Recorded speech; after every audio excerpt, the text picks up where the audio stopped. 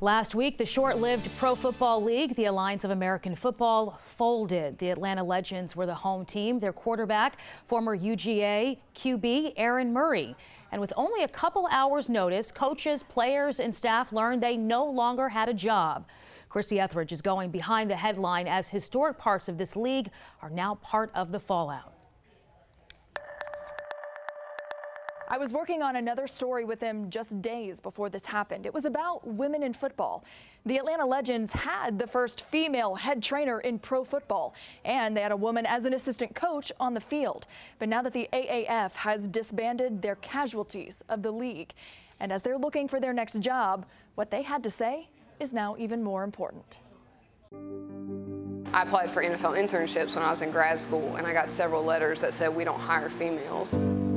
The word no never stopped Rachel Sharp. And some toes, that's a first.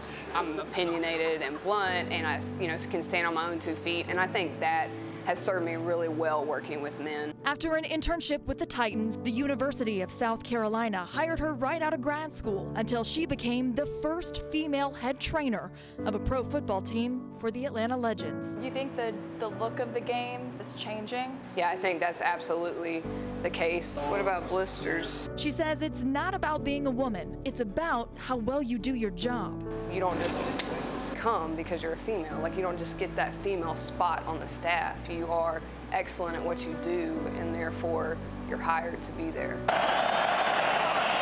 Jen Welter was a player before she was a coach.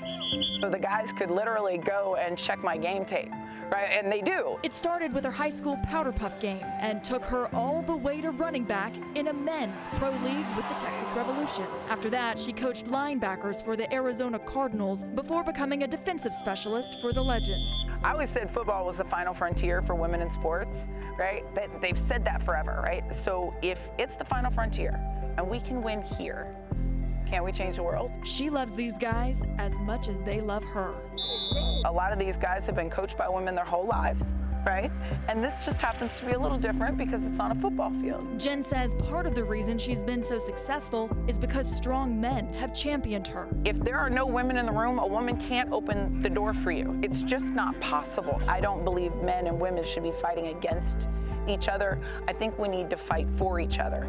And if you're the first woman in the room, which I have been, then your responsibility is to ensure that you are the first and not also the last. And even though the Atlanta Legends are no longer a team, I feel sure these women will be legends no matter where they go next.